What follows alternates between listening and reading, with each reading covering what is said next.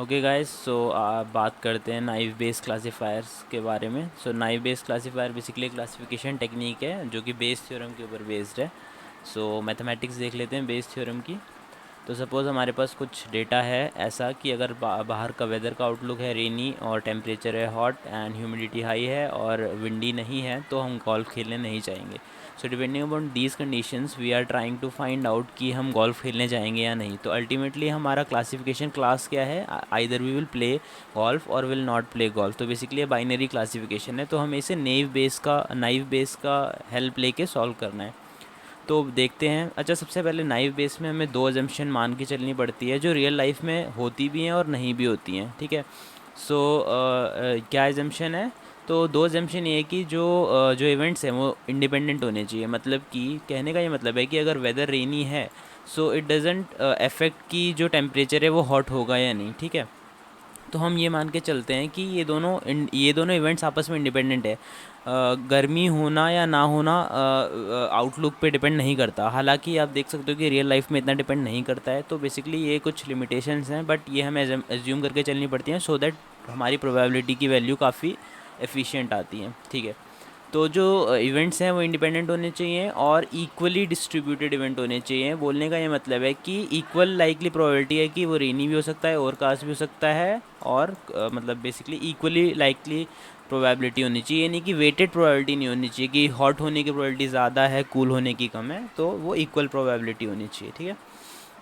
Okay, सो दो assumption हमने मान लिए। हालांकि रियल लाइफ में ये एजम्पशन ट्रू नहीं भी होते हैं, बट ये हमें काफ़ी कैलकुलेशंस में हेल्प करते हैं और हमारे डेटा को बेसिकली रेडी टू यूज़ बनाते हैं बेस थ्योरम अप्लाई करने के लिए, ठीक है। तो बेस थ्योरम क्या होता है कि बेस थ्योरम बेसिकली एक कंडीशनल प्रोबेबिलिटी है। ये बेसिकली क्या बोलता है कि अगर कोई इवेंट ऑलरेडी हो चुका है, ठीक है, तो उसके बाद किसी और इवेंट के होने की क्या प्रोबेबिलिटी है। तो बेसिकली इसका सबसे अच्छा एग्जांपल ये है कि अगर हमारे पास दो बैग हैं, ब्लू एंड रेड, और हम उसमें से कुछ बॉल्स निकाल रहे हैं जो कि ऑब्वियसली डिफरेंट कलर्स की हैं।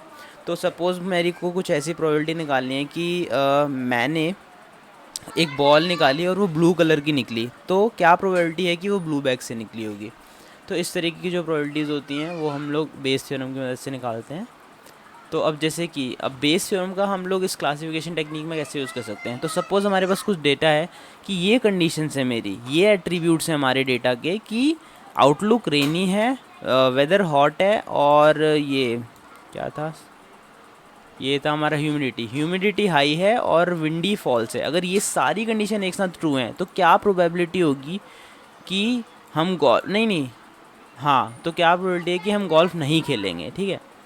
ये हमें निकालना है। तो probability of not playing golf given that ये सारी कंडीशंस ट्रू हैं हमारी कि रेनी है, हॉट है, हाई है एंड फॉल्स है, ठीक है। तो इसको हम लोग बेस थ्योरम की वजह से निकालेंगे। तो हम कैसे निकालेंगे? बेसिकली हम लोग क्या करेंगे, probability of yes and know with all this conditions निकाल लेंगे हम लोग, ठीक है। तो देखोगे अगर आप, तो यही फॉर्मूला भी होता है कि probability of yes given that X is true is equal to probability that Y is already occurred and the probability of X.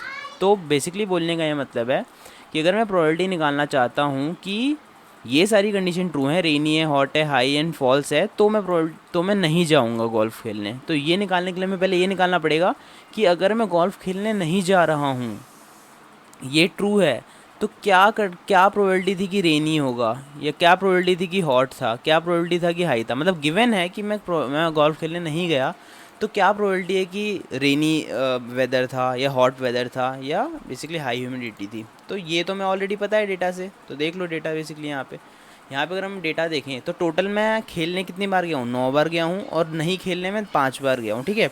तो जब मैं गया था खेलने तो सनी 2 टाइम्स था, ओवरकास्ट 4 टाइम्स था, रेनी 3 टाइम्स था। तो बेसिकली आप प्रोबेबिलिटी निकाल सकते हो।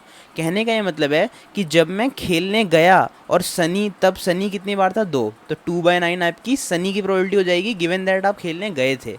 और प्रोबेबिलिटी कि आप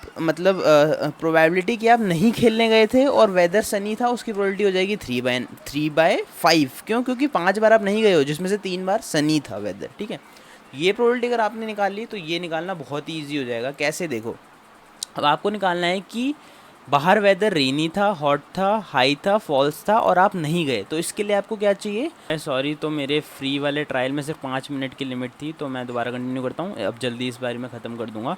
तो ठीक है, तो अब आपको प्रोबेबिलिटी क्या निकालनी है कि आप आप कंडीशंस ये थी और आप बाहर खेलने नहीं गए। अगर आपको इसकी प्रोबेबिलिटी निकालनी है तो आपकी इसकी उल्टे की प्रोबेबिलिटी पता होनी चाहिए। बोले तो कि जो मतलब मैं बाहर खेलने नहीं गया हूँ और क्या प्रोबेबिलिटी थी कि रेनी था इसलिए नहीं गया, क्या प्रोबेबिलिटी थी कि हॉट था इसलिए नहीं गया, क्या प्रोबेबिलिटी थी कि हाई था इसलिए नहीं गया, क्या प्रोबेबिलिटी थी कि विंडी फॉल्स था इसलिए नहीं गया।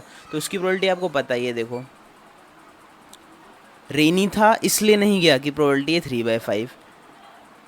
कूल था, बाहर नहीं गया क्योंकि हॉट था, उसकी क्या प्रोबेबिलिटी है 2/9। ठीक है, ये सब आपको पता चल रहा है। तो देखो यहाँ पे हमने कैसे निकाला। तो प्रोबेबिलिटी दैट मैं बाहर नहीं गया, नहीं, हाँ, given that today was sunny, hot, normal and false. तो उसके लिए आपको क्या चाहिए कि क्या प्रोबेबिलिटी है कि मैं बाहर नहीं गया था और वेदर सनी था, क्या प्रोबेबिलिटी थी कि मैं बाहर नहीं गया था एंड जो ह्यूमिडिटी थी वो हॉट थी या वेदर हॉट था। तो उसके लिए आपको पता ही है, अभी आपने निकाला था। देखो, probability of sunny when you didn't went to play golf, तो उसकी प्रोबेबिलिटी देख लेते हैं। Probability that it was sunny and you didn't went to play golf is 3/5। देखो यहाँ पे प्रोबेबिलिटी, तो सबसे पहला टर्म यहाँ पे क्या आ गया 3/5। सेकेंड टर्म है हॉट, तो मुझे ये निकालना है probability that I didn't went to play golf given that it was hot, तो इसकी प्रोबेबिलिटी है 2/5। अब ध्यान से देखो, इसकी नेक्स्ट वैल्यू क्या है 2/5, नेक्स्ट वैल्यू है 1/5। तो किसकी प्रोबेबिलिटी होगी, प्रोबेबिलिटी दैट मैं बाहर नहीं गया और नॉर्मल ह्यूमिडिटी थी, प्रोबेबिलिटी दैट नॉर्मल ह्यूमिडिटी थी और मैं बाहर नहीं गया इज़ 1/5। So this is 1/5। ठीक है, तो ऐसे ही आप प्रोबेबिलिटी निकाल लोगे नो की और यस की, तो जिसकी ज़्यादा होगी वो आपकी प्रोबेबिलिटी आ जाएगी। अब देखो ध्यान से, ये बहुत ही छोटी वैल्यू है प्रोबेबिलिटी की, 1%, 0%। तो क्या मतलब, ये अगर ऐसी प्रोबेबिलिटी हो और मैं बाहर ना जाऊँ, उसकी प्रोबेबिलिटी क्या 0% है? ये तो रियल लाइफ वैल्यू नहीं है। तो ये इसलिए आई क्योंकि हम लोग, ये जो है ना, ये बेसिकली एक परम्यूटेशन है। ऐसी बहुत सारी कंडीशन हो सकती है, समझ रहे हो ना, 4 फैक्टोरियल कंडीशंस हो सकती हैं डिफरेंट, तो वो बहुत ज़्यादा बड़ी वैल्यू है, उसमें से एक उसका पार्ट है ये। तो बेसिकली अगर मैं सिर्फ इसी दोनों में कंपेयर करना चाहता हूँ कि इस कंडीशन में मैं आइदर बाहर जाऊँगा या नहीं जाऊँगा, मतलब बाइनरी चीज़, समझ रहे हो, तो उसके लिए हमें क्या करना पड़ेगा, जो मेरा सैम्पल स्पेस है वो यही दोनों होंगे बस, कि आइदर मैं गया हूँगा या नहीं गया हूँगा। मतलब मेरा जो यूनिवर्सल स्पेस है वो श्रिंक हो जाएगा सिर्फ इस कंडीशन के लिए। तो उसकी प्रोबेबिलिटी निकालने के लिए मैं क्या कर सकता हूँ, दिस कि मैं गया था डिवाइडेड बाय टोटल यहाँ पे क्या है, यही कंडीशन, तो इन दोनों का प्लस। तो यहाँ पे अगर आप देखोगे तो दिस डिवाइडेड बाय इसका plus, so it will give you 0.67 and no के लिए आ जाएगा 0.3। तो बेसिकली अगर मैं ये बोलूँ कि कंडीशन सिर्फ यही है, तो मैं जाऊँगा उसकी प्रोबेबिलिटी है 0.67 और नहीं जाऊँगा उसकी प्रोबेबिलिटी है 0.33। तो दैट्स वाई यस की ज़्यादा है, तो मैं जाऊँगा इस गिवन कंडीशन से। सिंपल था। बस इसी को हम थोड़ा एक्सटेंड कर देते हैं। सपोज हमारा जो प्रोबेबिलिटी डिस्ट्रीब्यूशन था वो एक नॉर्मल डिस्ट्रीब्यूशन है, इंस्टीड ऑफ की जो डिस्क्रीट वैल्यूज़ थी अभी हमें गिवन थी, तो हम लोगों को जो बस प्रोबेबिलिटी का फॉर्मूला है वो चेंज करना पड़ेगा।